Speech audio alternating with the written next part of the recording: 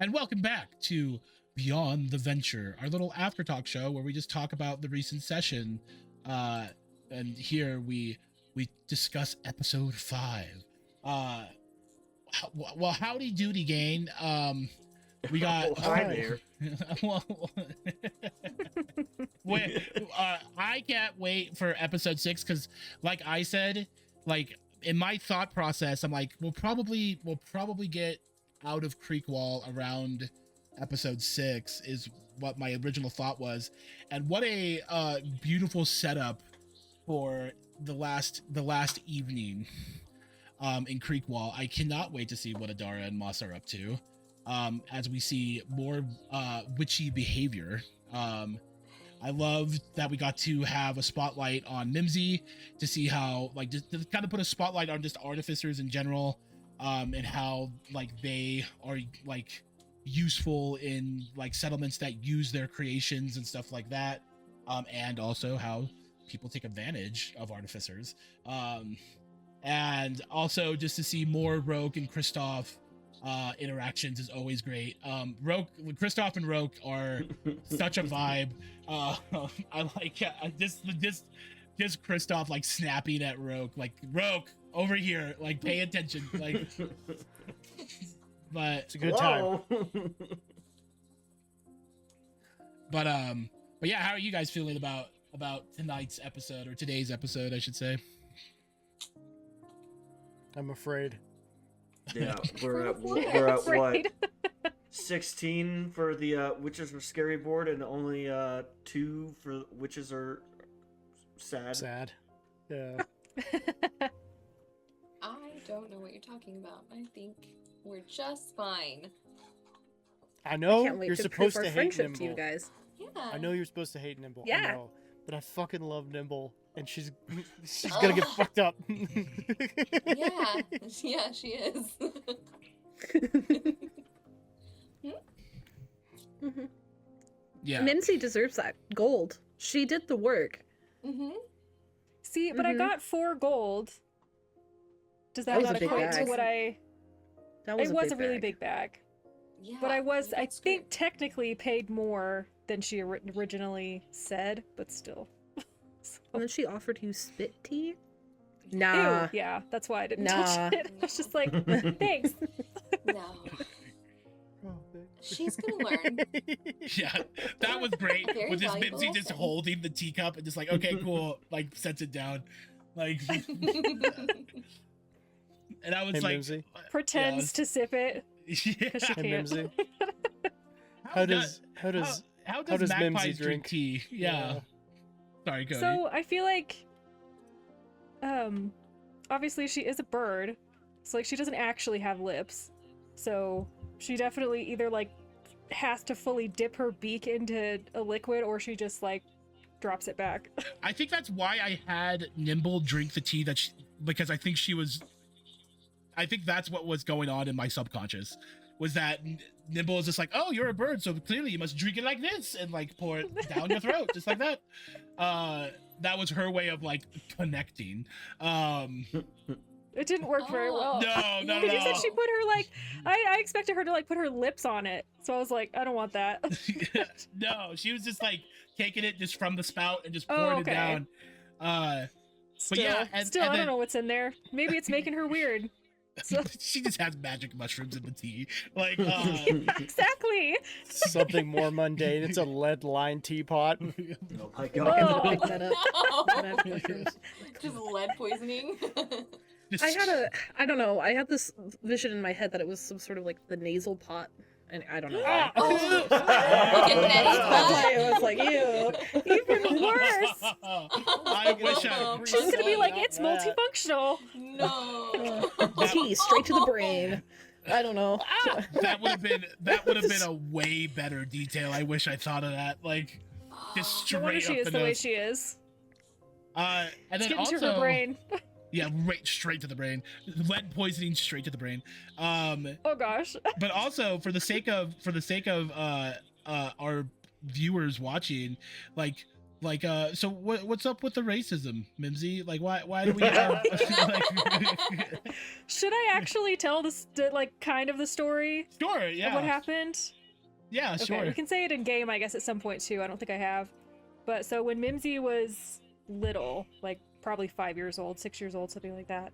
I guess that's the equivalent of being like 12 or 13. But she and her younger brother share a bedroom, and in the middle of the night, one night, there was a loud crash, and a bunch of tabaxi came in and burglarized their whole house and hurt her little brother because he was crying, so they like hit him, and she is completely like traumatized from that, basically. So that's why she's scared of the dark, even though she has dark vision, just because it's kind of where bad things have happened in the dark, regardless of whether she can see or not. It was still when that happened, so she really doesn't like tabaxi. Yeah, that's understandable. Unfortunately, and she hasn't had good experiences with them so far either in this campaign. So. Make very feeding into her hatred of them, kind make of. very whimsical tabaxi in future. All right.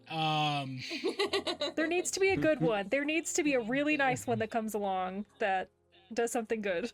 So. Absolutely. We love it. And also with kind of to go on point here of what Roke said. Roke saying that he's from the Lucent Sea. That was a very interesting point that you made, Roke, and that is kind of like the half truth.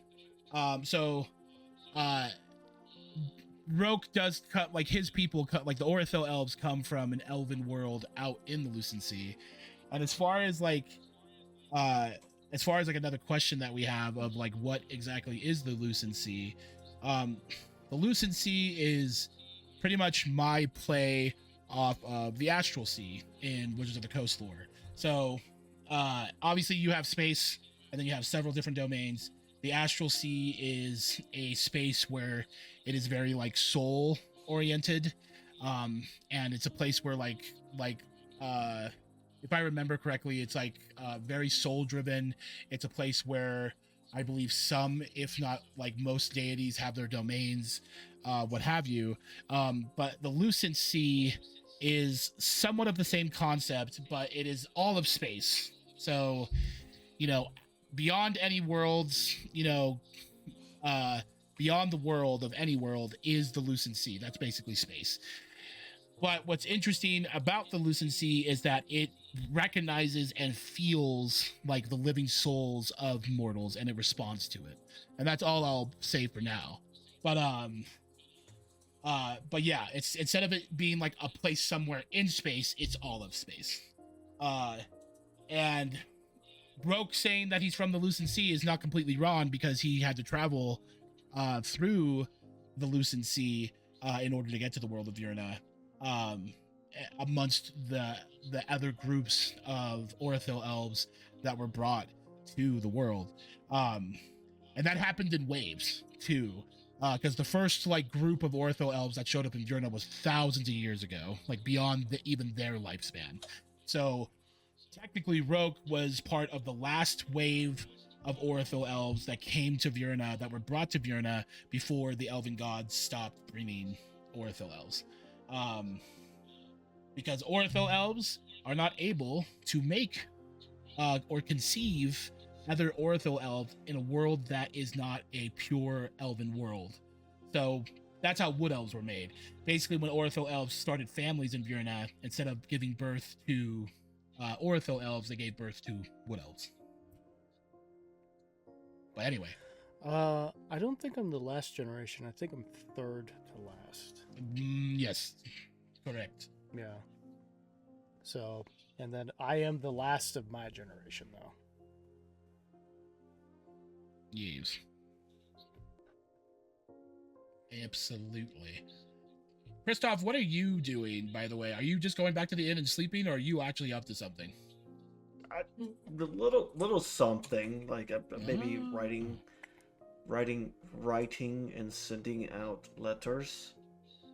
Mm. That's pretty much all I have planned, really. Like Love I'm not letters? To whom? I don't, to whom you may never know until session 6. That will be saved, like. But no, in all honesty, I do need to send like, hey, like, to the Lunar Sentinels, like, hey, like, I know I'm supposed to report back at this certain time, but I don't think I'm gonna be there by then. And so just expect me to come a little bit later, and here's a status update.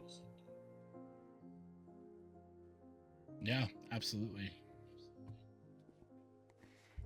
Because with the tiers of like within the Lunar Sentinels, like he's Kristoff is a vigilant, so like they operate more like solo hunters going off and doing their own thing, and like are assigned missions by the leader of the Lunar Council, and so because I have a report back in, just got to give that out, being like, hey, things are going to be a little bit longer, and here's that. So nothing like mischievous, I should say. I don't know. I don't know. Yeah, well, no. Well, no. I also like. What did you guys think of? Well, we all know what we think of Nimble. What does everybody think of Yorin? Sketch. We'll see. Sketch. Sketch. Are we going to I be don't spending know. a lot of time with him? Yeah, I mean, you guys are going to be spending basically the next week or so with him. So, interesting character indeed. Well, everybody has an opinion on witches, so I'm sure we'll figure out his. Hey. That's true. Listen. Hey. I'm listening. Listen. Mm-hmm. Mm-hmm. Not to be racist, but no, I'm joking. Yeah, I don't know. So far, it could go either way with Yorin, because it's like, okay, like, is he like sneaking at people? Like, are they like, or is he like helping save people, or like what's up? Like, so it really just depends on like what happens during this travel, I think, for Kristoff. Yeah, absolutely, that makes sense. What does Rogue think of Yorin? He at first was, very impressed with them, and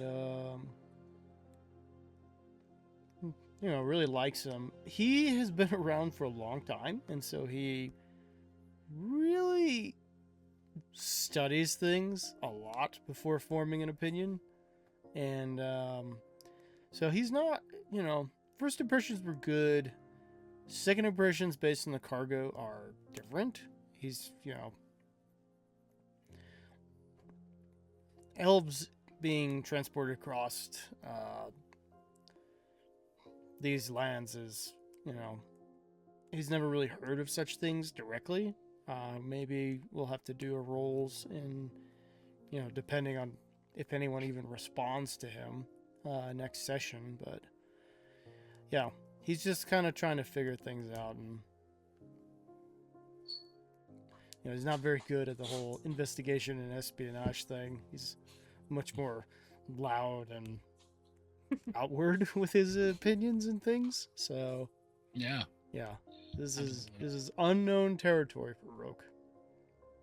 Yeah, and like again too, I do love that we had a nice little spotlight on artificers, and in turn, like, to have a nice spotlight on Mimsy, who has just been like the very lighthearted character of the group, and to get to see like her importance of like what she brings to the table, not just with her personality, but with her expertise in tinkering with technology mixed with magic, and I loved like Mimsy's reaction to the mechanical horses, mainly just because like I always thought about like how would technology necessarily work in this setting, in this world. And I like to have a spotlight on artificers in the sense that, like, yeah, like there would be basically like steampunk inspired like cars. That's what Adora and Moss came in, was a engine powered wagon. Oh, that's right. That was like, you know, and that is a rarity. Like cars are a super rarity, so that is something that definitely cost even more than mechanical horses. Although these mechanical horses, with how elegant they were made, was also expensive in its own right. But I always wanted to make sure to like shout out artificers in a proper way. So like, yeah, there's street lights. Like people have toasters and like refrigerators in their houses if they can afford those things. They have microwaves. Like these are things that exist in this world, and not just like strictly high fantasy, like pure magic creation, but something that is mixed with technology. And I also like, I don't know how much you appreciated this, Mimsy or Tara, but I also wanted to make sure to point out like different types of artificers. Like these mechanical horses were made from elven artificers. Like not just like, not every artificer is going to make the same blueprint, as it were. So like that like, what did you think of that? I really liked it. It seemed I could kind of picture it really well, just like this really sleek, like, I don't know, such an opposite of Cog, who's just like this hodgepodge of like metal slapped together that's very rudimentary. But these horses that are super elegant, sleek, and like probably everything, all the joints go together so smoothly. And I like the idea of the runes like etched into it, and then the type of magic that was used to bring them to life and everything. It's just really cool. Yeah, gotta love it. Yeah, that's pretty much how a lot of other like high fantasy worlds work. In it's at least in D&D, is like elemental cores. So fire, air, earth, water. These elemental cores from those elemental like beasts, or well, not beasts, but like elementals, are used to power many different devices. But yes, wonderful. Any other, like, anybody else have any questions or comments or anything about this episode?